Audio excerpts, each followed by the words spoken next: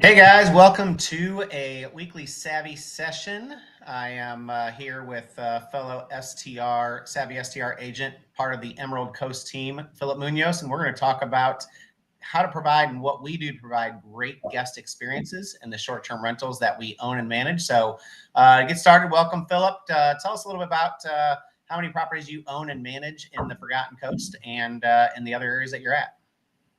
Hey, Joe, thanks. Excited to be here and joining you with this. So yeah, in the Emerald Coast, I've got one in Destin, and in the Forgotten Coast, we own three more there. We co-host another, I think we're up to about 6 or 7 in the Forgotten Coast. And then we also have a property in the Smokies as well. So we got the experience from a couple different markets, but our main focus is that Forgotten Coast area, Port St. Joe, Mexico Beach, Cape San Blas, Indian Pass area.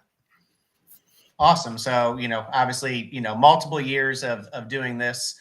Same thing on my end with the 13 properties we co-host and the one that we own in Panama City Beach and a few that we have up in Branson, Missouri. So, between the two of us, I think we're getting close to the 30 total properties. So obviously we get to handle a lot of guest issues, a lot of guest experiences. And that's why we're here today to kind of talk about what we do to be able to have that. So, I think the majority of your properties have all 5-star reviews. The majority of my properties all have 5-star reviews. We all have, those opportunity guests, but we're going to talk a little bit about what it takes to continue to get those 5-star reviews and the things that we're able to do to help with that. So kind of, one of the first things to talk about is, what's a couple of the game changer experiences in the short-term rental world that you've seen in providing these guest experiences over the last few years? Like what's really the biggest impact that you're seeing? I think it's really about, promise a lot, but deliver even more. Like it's all about wowing these guests and giving them a great experience, because even now, I mean, it's more important than ever. People are spending their hard-earned money to come and, vacation with you at your property or your co-host property. And, if you can wow them and give them a great experience and, give them a stay that they've never had before, from it obviously being clean and delivering great amenities, and having some of the little extras that they just don't expect, like those are things that are going to stop and make them say, wow, like this has been the best vacation ever. You've thought about different things that we've never had before, whether it be beach towels or beach chairs or whatever the case may be. But it's promise a lot to get them there, but deliver even more once they do get there. I agree. And I think one of the things that we, those of us who are in this space, we eat, sleep, and breathe short-term rentals every day, day in and day out. And we forget about that person that's coming to your house that day. Maybe this is their only vacation of the year, right? They just spent all of their hard-earned money that they, scraped as much as they possibly could to be able to come down to your vacation rental, no matter where it is in the world. And whether they spent $1,000 or $5,000 or $50,000, it doesn't matter, because this is their vacation. And it's really, really important that no matter who you are as a host, you're doing everything that you can to make that experience great. I was just on an airplane on the way to PCB a few weeks ago, and the couple next to me, it was his first ever flight, and he had never seen the Gulf Coast. He'd never been to a beach before, right? And these are the people that are coming to our vacation rentals. And it's easy to not think about that when you're in this space every day, but we truly are creating these memorable experiences for these guests. That's way more than a hotel, right? Way more than what they're normally getting on their local hotel. Absolutely. Absolutely. And I think part of the other key thing is to your point, is taking into account also that it may be the first time that this guest has ever used Airbnb, that they've always just stayed at hotels, and maybe they're a little bit older. They've never stayed in an Airbnb or a VRBO before. So trying to think of things that can just make it as seamless and as easy as possible, I think, is huge. So part of that goes with communication, right? I mean, once they book, they get a message that kind of outlines all of the communication that they should expect to receive and when it's going to come. So that way there's no questions about, when am I going to get my door code, When do I get the internet information? When do I get the address? Like we try to be proactive, lay out all that information right from the beginning, thanking them for booking with us to laying out when all that communication is going to come. And then, like I said, it's mapping out that communication to, they get door code and address 3 days before, and then it's checking in with them to make sure that they got there okay and everything is perfect for them after they've been there for the first night. So just being proactive with that communication, giving them all the information that they need, is huge for a lot of people, especially people that have not traveled and spent time in Airbnbs or VRBOs before. Yeah, I agree. I mean, and that's, step number one is great communication. Philip just said it best. Like, from the moment they book to the week before, we send out the digital guidebook, to, like Philip said, getting out that guest, check-in information, not hours before they check in. There's a lot of hosts out there. They're so skittish. They're like, I don't want to give a guest my address, or I don't want to, give them, they're going to come stalk me if I do that. Like, no, they need to know where they're going, and they need to understand, they're GPSing it if they're driving, and we're in a very drivable market.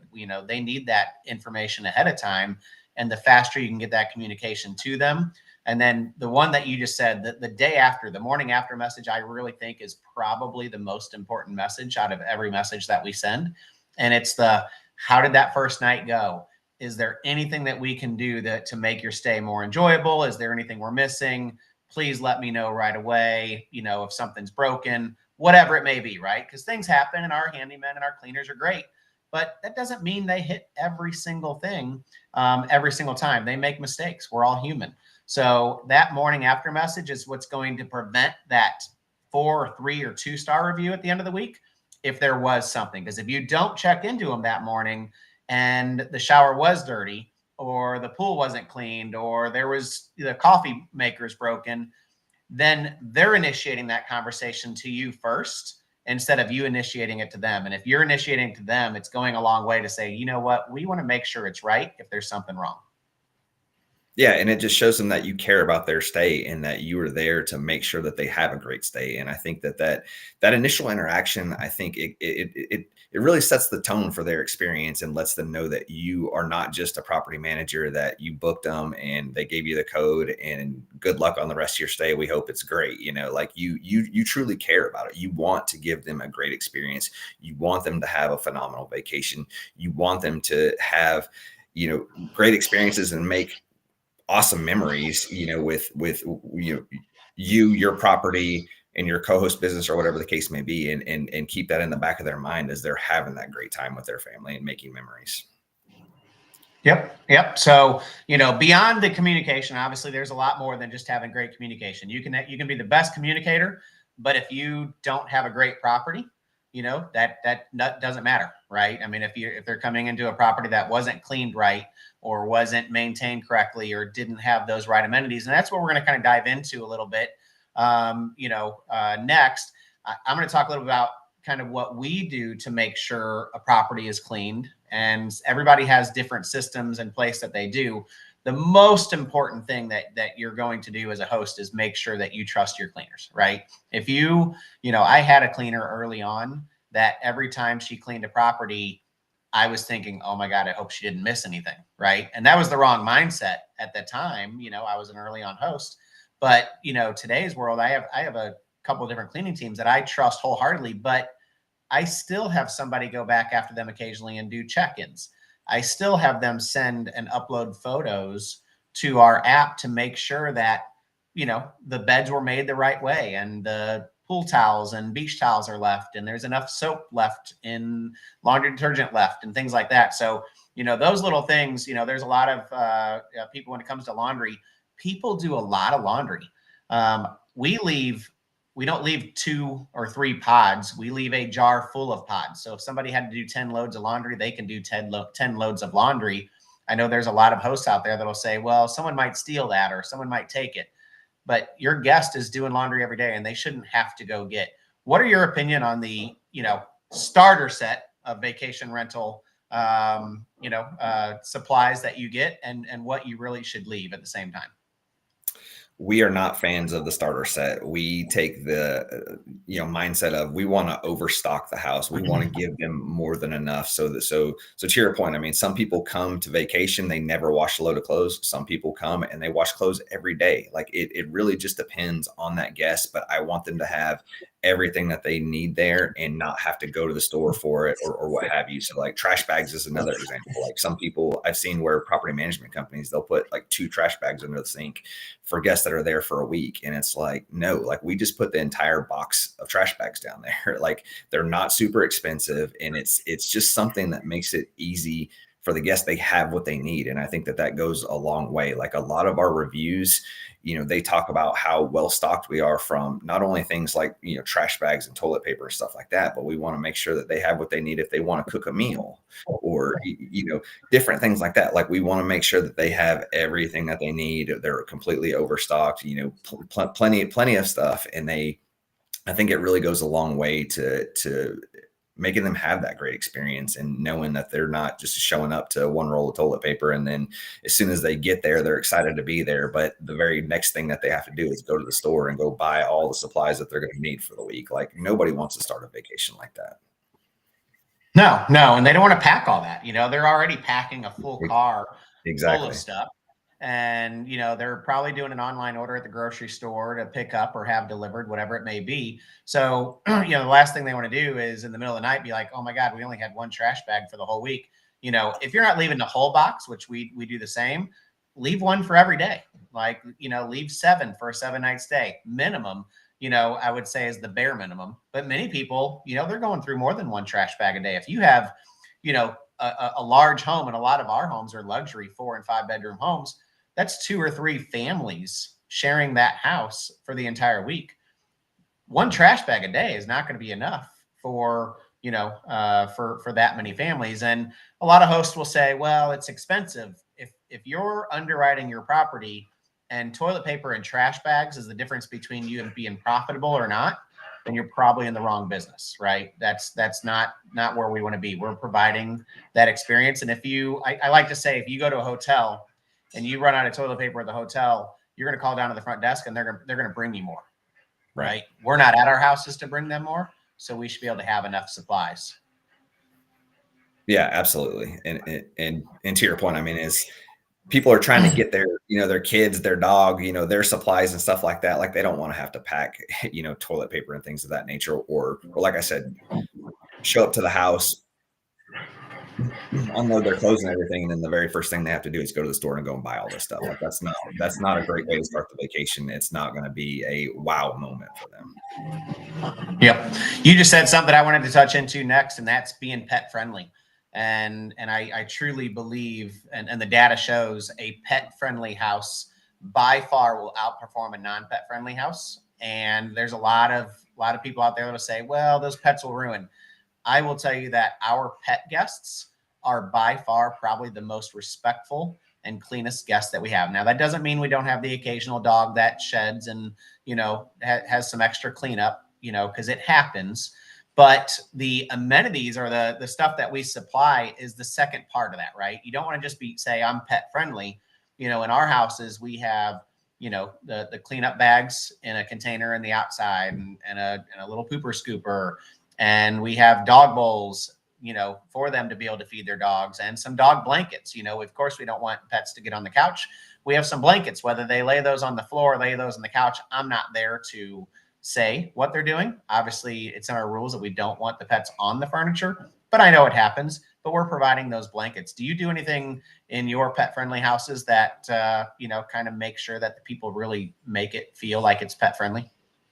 So we do everything that you just talked about with the exception of providing pet blankets. So we make it very clear that we do not want pets on any of the furniture, any of the bedding and things of that nature. Does it happen from time to time? Yes. But generally speaking, we haven't had any issues with it. And with the pet blankets, I feel like it kind of encourages them to potentially have their pets on the furniture. And so,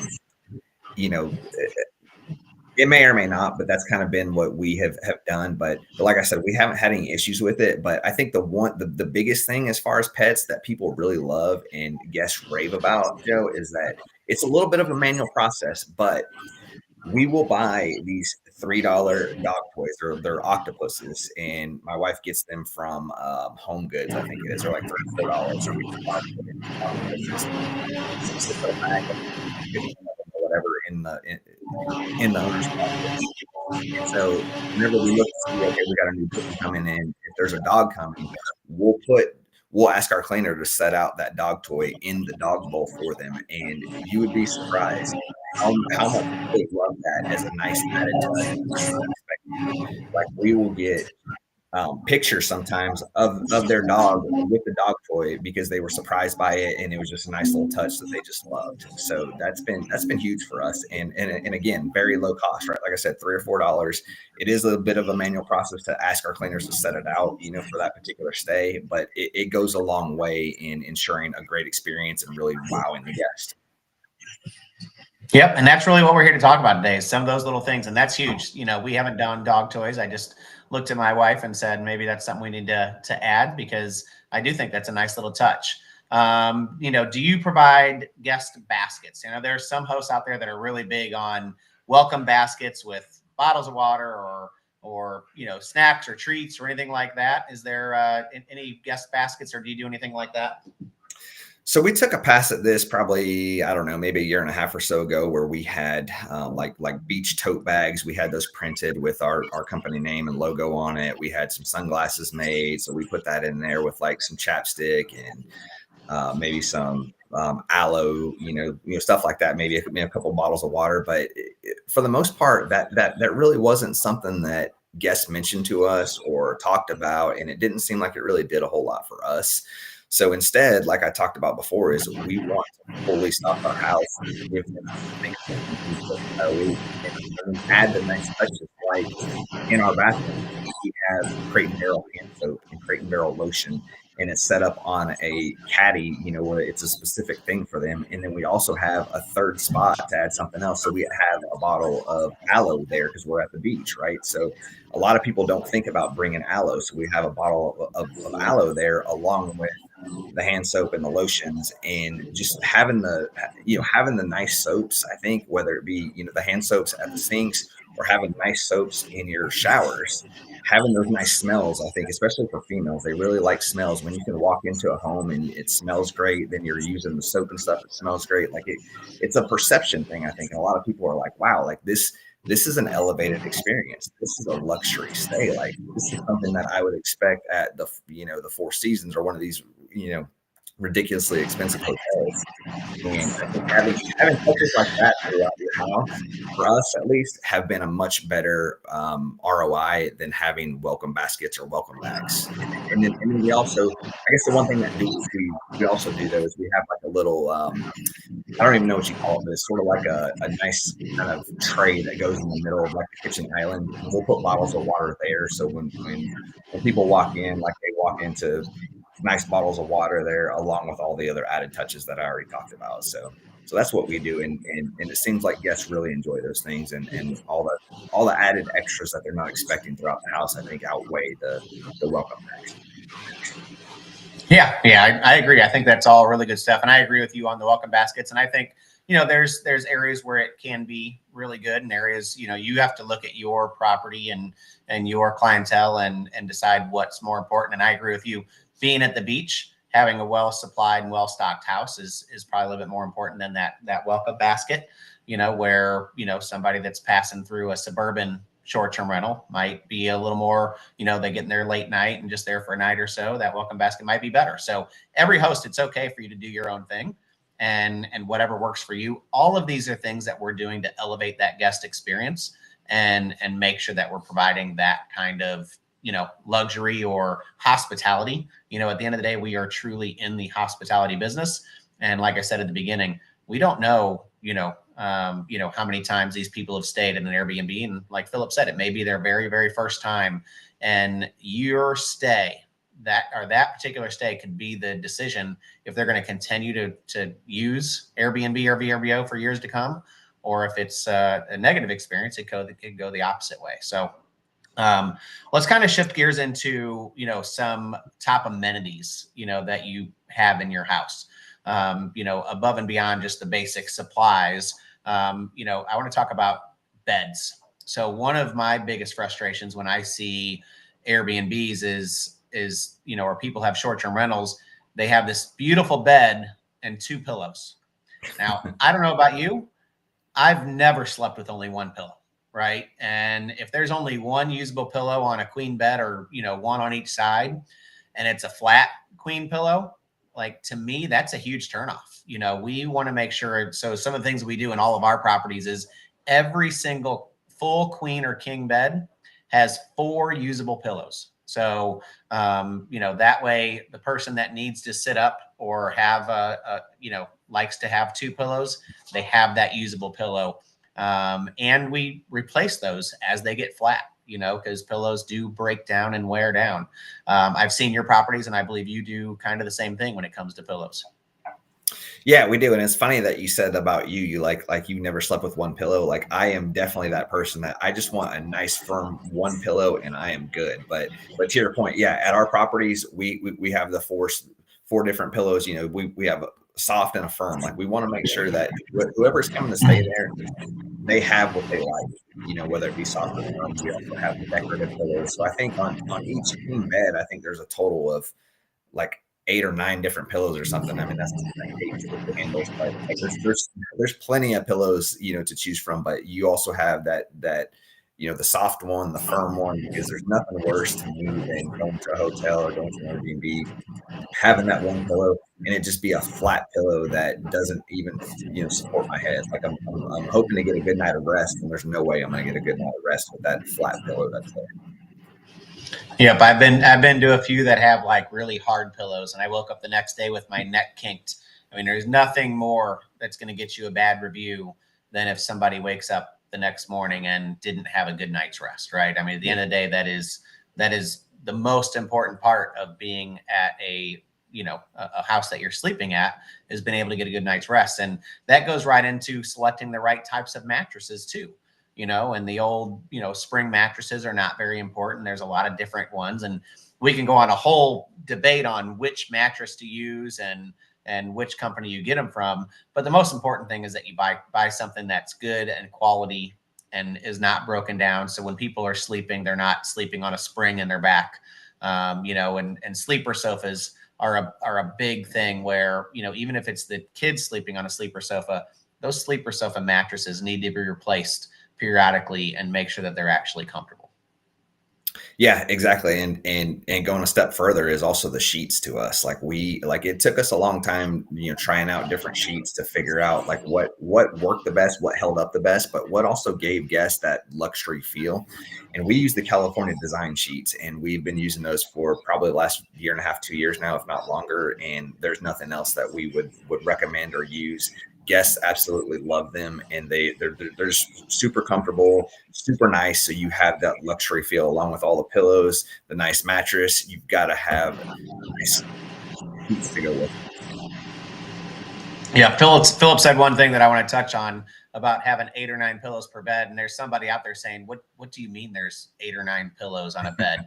And what we mean by that is, you know, but at the end of the day, you know, you got 4 usable pillows, and the rest of them are just getting set on the ground or on the chair or whatever it may be. But when, you know, the person that is booking and the booker on a short-term rental, over 70% of the time is usually the mom or the wife, or in the family that's actually selecting which Airbnb or VRBO or whatever short-term rental they're on. And they're looking at those beds. And if that bed looks really inviting, and we're talking, like Philip said, a nice throw blanket at the bottom, you know, 4 to 6 decorative pillows that just make it look like I want to sleep in that bed. And, you know, I like to talk about scroll stopping photos, right? When people are scrolling, we're in a world of scrolling. You know, when somebody's scrolling through, and if they see your bed with 2 pillows on it, with just a white blanket or a brown blanket, doesn't matter, or they see the next property and they have this beautiful bed that has these decorative pillows and a throw blanket, and it's this wallpaper mural or whatever it is that you have, what are they going to book? They're going to book the one that looks really inviting and looks like luxury, because people don't want to stay in a house anymore. They want to stay at an experience. And they may not have 9 pillows on their bed at home, but man, that bed with 9 pillows looks really great. Absolutely. I mean, I can't stress that enough. I mean, it's all about the experience nowadays. Like people, if people are going to spend their hard-earned money, they're looking for something that is nicer than what they have at home. They want a different experience than what they're going to get at home. So if you know, make them, show them through the pictures, right, that they're going to get that great experience. And then, like I said, when they get there, you over deliver. Like, you're going to keep them coming back. You're going to have them raving about your property. You're going to get those glowing reviews. And that's exactly what you need to be successful in today's times. Yep. So going to kind of shift into some, you know, more amenity upgrades, you know, things that you can do to your property during this off season that can not only provide a greater guest experience, but also get you more bookings and more revenue coming in as a host. So the first thing I'll kind of, you know, talk about is game rooms, right? And, you know, it used to be you could call a game room by, you know, throwing in a foosball table and calling it good. But if anybody's out there looking at what today's game rooms are like, you know, you're talking 2 or 3 arcade games, you know, foosball tables, air hockey tables, basketball hoops, you know, whatever it may be. Now, that doesn't mean you have to go all out on every single thing when it comes to a game room, but every little bit helps. And I like to talk about the mom and dad that's downstairs trying to also have a relaxing vacation. What are their kids doing? And if there's something for their kids to be doing, they're going to be out of mom and dad's hair. And that is going to make mom and dad's experience better, which is going to give you more reviews. What are your thoughts on game rooms? I completely agree, especially when you're at the beach, right? There's going to be rainy days sometimes. And what else can the kids do, or even the rest of the family do, that can occupy some of the times when it's rainy and you can't be at the beach or you can't be at the pool? And so game rooms are huge. So we actually took one of our newest properties that we bought, and there was an outdoor kind of storage building, and we insulated it, we closed it up, it had electrical already, and we did exactly that. Like, we took something that was there at the property that a lot of people would have looked at and just said, that's outside storage, and we put a window unit air conditioner in there. We put arcade games in there, shuffleboard, a whole nother TV, you know, little lounger couch area. So it adds a whole different element to your property and to your stay, to have another place for, whether it be kids to go and play the games and adults to be able to spend time in front of the TV and relax a little bit, or it gives, like I said, something else to do at your property when it's rainy and the weather's not so great. So definitely take advantage of value stacking all those different things to really provide a great experience that's going to help separate you from your competition.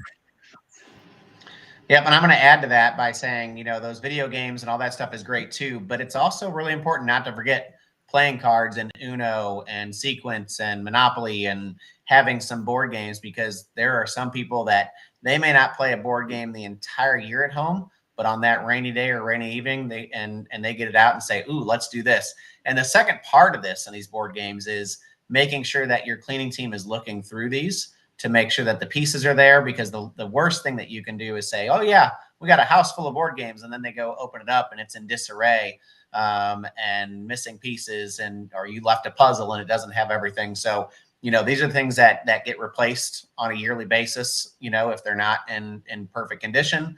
And it's one of those things that can really make that guesting experience even better by giving them that something to do. And, you know, the second part of that is, like Philip was saying, having that secondary living space. And that's something as a short-term rental realtor I'm looking for clients all the time, is where's that second living space? Because if you only have one living space, and this is why a 3-bedroom, 2-bath typically is not always the best. I'm not saying it's not a bad investment, because it can be great. But if the only area you have to go in is the one living area and everybody has to be in that area all the time, it doesn't give anybody a break. And if you can find that property that has that little bit of bonus room, or maybe the 4th or 3rd bedroom is oversized, that you can put a little lounging area for the kids to hang out, whatever it may be, having that extra little bit so the parents get that alone time, or, you know, time with just adults, can go a really long way. Or that outside storage, like I mentioned at our property, we took that and made that the game room. So it was something that a lot of people that looked at the house probably didn't think about, but we seen the ability to add value there and add a whole nother living space and a place for, kids to go play games or whatever. So it just added additional square footage that wasn't even attached to the house, but it's still part of our property, still part of our experience. And I think that's huge when you look at different properties to find ways to set yourself apart. So definitely keep those things in mind. And then going back to your board game thing, comment, Joe, we actually had moved away from the physical board game, went to the what is it? The Infinity game tablet. So it has all of those games on it, but it's actual a bigger than an iPad, but we didn't do the full table. That's like massive. That full table we did initially, we had some problems with that, but the actual table one, like we've got a lot of great feedback at a couple different properties about that, because to your point, is not everybody likes the NBA jams or the Pac-Mans, but they'd love to play some Monopoly. Well, when you can do it with that tablet, also it also provides a great experience and something else that they probably don't have at home. So something that elevates their experience because they don't have it at home and they're able to come to your property and do it. It's just like, wow, this property has it all. Yep. So, one thing we kind of missed a little bit earlier, and I'm going to jump back into it really quickly, is a fully loaded kitchen. And a lot of people go on vacation and you may think, oh, they're going to eat out most of the time. They're not going to really cook here. We have vacationed with friends. We vacationed with other people, and we vacation ourselves and we've actually stayed at an Airbnb and cooked an entire Thanksgiving meal before, right? So when we're stocking kitchens, we're thinking about that, right? And of course, Airbnb has a list. This is all the things you should have in your short-term rental, but you have to think above and beyond that, right? What if somebody wants to bake that birthday cake? What if somebody wants to come in and barbecue for the whole family? And then, the coffee bar obviously is a major thing. We put a coffee bar in every one of our properties and provide the K-cups for it, right? We don't necessarily provide, and we have stuff for ground coffee. We don't necessarily provide ground coffee, but it's there for them to bring if they want to bring that. We provide K-cups. We provide, all those different things. But, if you're missing things in your kitchen and somebody goes to cook and the pots and pans are worn or old or look really rusty, that's not going to be the greatest experience. And I know you guys have fully stocked kitchens as well. Yeah, we do. I mean, we're huge on that. And so anytime we go to our properties, we're constantly looking at the condition of those pots and pans and plates and silverwares, and a few, tips, I guess, that of added bonuses that a lot of people don't expect in your kitchen is we actually stock our kitchens also with spices, Ziploc bags, foil, like things like that typically don't come in properties. But whenever you have guests come in and those things are there for them, they absolutely love that stuff. And then the other thing, I had one other thing and I just lost it right now. But like I said, I mean, it's thinking of the little things that are not very expensive that you can provide that are really going to set yourself apart from everyone else or other stays that guests have had, because typically they don't find that stuff in other Airbnbs that they've stayed at. Yep. I mean, one of my biggest pet peeves is you go to an Airbnb that sleeps 15 and they got 10 plates, right? How is anyone going to have a meal with 10 plates? You have to have a minimum of 15, and really you need to have more than that because there's going to be a couple broken plates or broken glasses that happen throughout the year. So you definitely always want to have a little extra. And then when it comes to little stuff like pizza cutters and wine bottle openers, 2 is 1, 1 is none, is my saying, right? If you only have one and someone accidentally takes it, or it gets broken or gets thrown away or whatever it may be, now you have 0, and now you're not providing that experience. So going into the season, when we're taking inventory, we're thinking about that stuff. And that's my motto. I want to have 2 of those most commonly used things that potentially could break. Right. Pizza cutter is a prime example. When we initially started our Airbnb short-term rental experience in 2021, that was probably within the first 2 or 3 months. Pizza cutter was a thing that we missed on adding to our house, and we got that request so many times. So to your point, we put about 3 of them in every kitchen. So if one walks off, gets broken, whatever, there's always plenty of them. And then the other thing that I wanted to quickly touch on around this is knowing your guest avatar and providing the things that they expect. So if your guest avatar is families, and a lot of times families with little kids, go the extra step to provide like kid cups, or kid-friendly silverware, because kids are going to be there eating. Like it makes the experience for parents so much better. And the parents are obviously the ones that are booking, they're the ones paying for it. But if you can add those little touches that they don't expect and that wow them, you increase your chances of that 5-star review exponentially. Yep, and add to that the pack and play and Right, the exactly. high chair, High chair, and yep. those things. And then the most important part of that is also marketing it, right? If you have it in your house, that's great, and that's going to provide the great experience. But you also need to have a picture of that in your listing, that you're providing this, not just in the description that we have this, but an actual photo that says this is what we have in our listing. Because when people are scrolling through photos, we're in a scrolling world. They want to see that. And if they do see that, that's going to give them a much higher likelihood of booking your place because they know that it's there. Right. Exactly. So, kind of shifting into outdoor, the last thing that we really talk about is outdoor amenities and what you can do. So same situation that we were talking about, right? Whether you're in the mountain market or the beach market or wherever it is, there's going to be people, there's going to be things or activities or traffic drivers that our guests are going to do during the day, right? You're not thinking about what are they doing from 9 to 5. You're thinking about what are they doing from 5 to 9, right? When they come back to the house, what is it they're doing? And that outdoor experience is by far the most important game changer, in my opinion, out of everything that we do in any of our properties. Because, especially in a beach market, nobody wants to go home and just sit inside a house, right? What can they do outside? And, having the outdoor seating area, of course, is important, and having an outdoor dining area, but then, utilizing it the best you can with string lights or adding a pergola, so it's a shaded area because the sun might be going down and it's still hot. Having obviously a swimming pool. Obviously in a beach market, a swimming pool is the most important thing.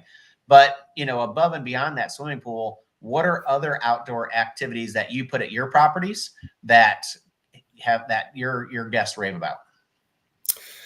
Well, I think you touched on a majority of them, but one of the things is we have those big, huge umbrellas that are by the pool as well. So not only do we have like the pergola for the outdoor dining and that, the shade that it offers, but we also have huge umbrellas. We have nice lounge chairs. We even have like in the pools that we have sun decks, we have the lounge chairs that can sit on the little pool deck. As well. And just added things again, like I said, is you want to give people that luxury feel, things that they don't have at home, things that they're not expecting. And when they have those things there at your property, it wows them. And again, I can't say this enough. Those wow moments are what really drive those 5-star experiences. But one of the other things that you touched on was the string lights. Like people love string lights, and those are so cheap to do. Like they're not hard to do. They're very cheap to add, but man, they have a huge effect, especially when people are going to the beach or is if they can go and sit out there and enjoy the sound of the waves from the beach, or just be outside with their family because you've got the string lights and it just takes the experience so much further for them. It does. And then, there's other things that you can add if you have the space, and obviously your space has to allow, whether you're going to add cornhole boards or washers or having a little putting green. They make these tall Connect Fours that we've been putting in, a lot of our backyards. And, so any of those little things, I love tiki toss, it's the little hook that goes up and you got to try to toss and get the little, thing into the hook. Right. But people will play those games for hours, and it'll give them an activity to do. It's great for your photos because they see that there's stuff to do outside. The string lights, like you said, you got to have that twilight photo. That is by far the best scroll stopping photo, is having that outdoor space with those string lights on. I will tell you, a lot of people love having a fire pit, whether you do a gas fire pit and you provide the propane, which we do that in all of our luxury properties, or you just have a wood burning fire pit that's a little bit further away. In the off season, in that shoulder season, that's what's going to get your place booked. And it's going to give them something to do to go outside and get away from the inside of the house. Now that doesn't mean, obviously, if Justin Ford's listening, you want to make sure you have it safe in a safe place. But at the same time, you want to provide that, be able to have those added amenities that can really make that experience stand out. I think too, just one more thing to touch on is having nice outdoor furniture. Like if people are going to spend time outside, they're going to be sitting down, they're going to be hanging out, like have nice outdoor furniture, especially when you're at the beach market. Being close to the beach, it's tough on outdoor furniture. So make the investment to have some nice outdoor furniture. It will last so much longer than the cheap stuff, but it's so much more comfortable as well. And people just, they want somewhere nice and comfortable, to hang out at. And so I can't stress enough, like invest the money in the nice furniture. It's worth it. I promise. It really is. It really is. And for those of you listening, if you have any questions, type them into the comments. Be happy to answer, and we'll be on here for a few more minutes here. But I agree. The last thing we want to do, and I've been to recently, I've sold a couple of really luxury, $1 to $2 million homes, and in touring them with the potential buyers, we go into a backyard and they got a couple chairs and maybe a partially broken table and maybe one lounge chair, and it's a house that sleeps 16 people, right? So that doesn't mean you need to have seating outside for 16 people, but you need to have enough seating outside for a large family to be able to enjoy, right? If your house is sleeping, 14 to 16 people, whatever it is, and you only have a kitchen table for 4 and 0 space for outdoor dining, that's a problem, right? You need to think about that when you're designing and setting up these homes to be able to have enough places for people to sit down, lounge, and do their thing and be able to relax. Because if you don't have those spaces and those quality spaces, that's going to lead to bad reviews. Absolutely. I couldn't agree more. So kind of wrapping up here, I think we've kind of touched on the majority of the areas that are really going to make a big impact on these 5-star reviews. What would you give people out there as the biggest difference between a guest leaving a 4-star review and a 5-star review?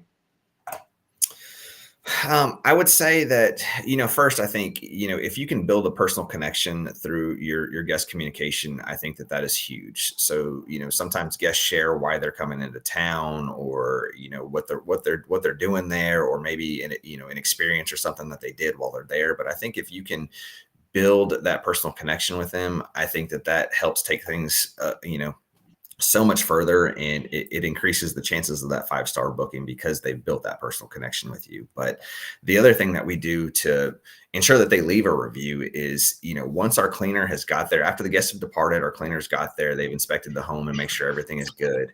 Like, we will immediately send them a message and say, thank you so much for taking incredible care of our home. 5 stars are in your inbox, and if we've earned it, we would love the same. And I think starting off that last message with a compliment to them, saying thank you, for taking care of your home, I think goes a long way. But then asking for that 5-star review is how you typically get it. There's so many hosts out there that are nervous to ask about it, and I think if you're really not experienced, you shouldn't be scared to ask for that 5-star review. So definitely do that. I think it goes a long way. Like I said, you build that personal connection. You ask for that 5-star review. You over deliver while they're there, and I think those are all making sure that you get those 5-star reviews time and time again. Yeah, I agree. I think really important to be able to ask for that. And if you did all these things, right, all the stuff that we talked about today, and you're providing a great experience, 99% of the time you're going to get a 5-star review. Are you going to get that one person that leaves the 4-star, or the one person that might even leave a 3 or a 2 or whatever it may be? It's going to happen. And every single host out there at some point is going to have someone leave them something other than a 5-star review. And that's okay. It's not the end of the world. Obviously, if you're doing everything right, you're going to have the majority of the 5-star reviews, and you're going to have the reviews that show what type of host you are.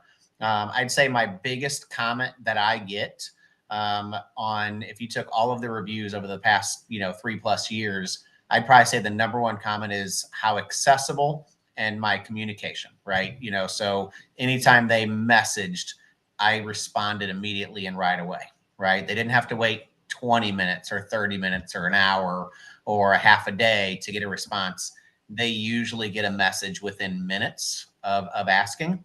And whether you're doing all the messaging yourself, like Philip and I are doing, or if you're using a host buddy AI or a virtual assistant, whatever it matters, it doesn't matter. It's important to be able to respond right away. And if you leave, there's a funny thing in Snapchat today where if you leave somebody on opened or whatever it is, like that's like the end of the world. Like not responding to a guest is like that, right? You need to have that response right away.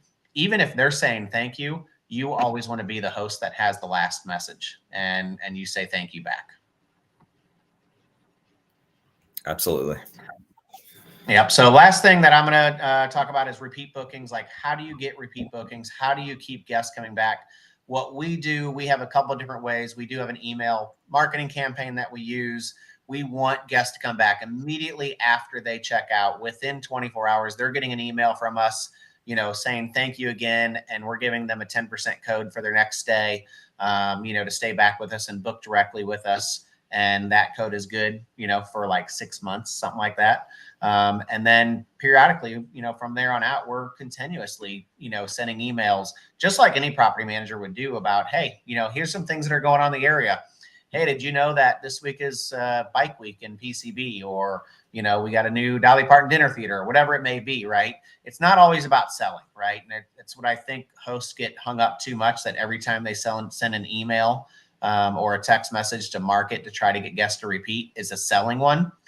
You don't want to sell in every single email. It's all about building that community and making sure that they know that you are the expert in the market. You're going to let them know about new big things and new events and stuff to do, and sharing your favorite restaurants and whatever it may be.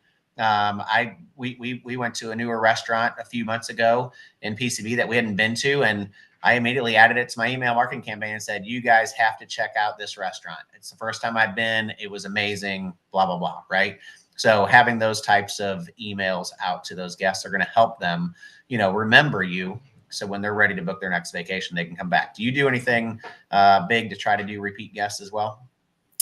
So I haven't got to the email marketing campaign just yet. Like, it's on my list to do's for this off season. But I think, again, it really comes back to, if you deliver a superior experience, like, they're going to want to come and stay with you again. If they're traveling back to that area, they will seek you out, whether it's your direct booking site or they book with you again on Airbnb. Like, we've had guests that have booked with us 3 or 4 times on Airbnb, and I'm scratching my head because, like, we do things like, telling them the name of our company, sending them different things, or having QR codes inside the house that show our company, website and stuff.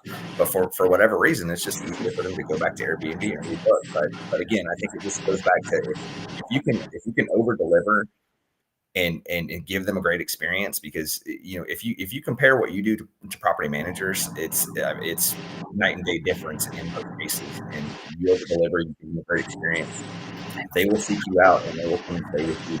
We've had people book with us not only a year in advance, but they're trying to book 2 years in advance with us because they've had such a great experience. So over deliver, give them a great experience, and they will keep coming back. Yep, I agree. And there are going to be some people that, no matter what you do with the direct booking website, they prefer that Vrbo, they prefer that Airbnb. That's what they trust. It's what they know, and it's okay, right? It's the reason why nobody out there is at 100% direct bookings. There's going to be an OTA for everyone at some point, and you want to be the best that you can be. So if nobody has any questions coming in, that's the main thing that I wanted to kind of go over today. You have any parting words for today, Philip? No, I think that's it. I think we covered everything. Yep. So seriously, if you guys are looking to get into the short-term rental space, the game has changed, right? You can no longer just be average. You can no longer be an average host. You can no longer have an average property. There's the old adage of the 80-20 rule, that 20% of the 20% of the business is done by, or 80% of the business is done by 20% of the companies. Same thing in the Airbnb world, in the short-term rental space. 20% of the hosts are getting 80% of the business, and they're getting that business because they're providing experiences like this. They're having memorable experiences, and they're having really awesome properties. So the game has changed. You can't just be average. Hope this helped somebody out today. on, whether you're getting ready to buy your first short-term rental, whether you're upgrading your property during this off season, or if you're buying your 10th short-term rental. Hopefully this little tidbit gives you a little bit of help and assistance and getting your next property to be more successful. Until next time, I think we have some savvy sessions coming up, some great lives. So stay tuned for those. And thank you guys for joining us today.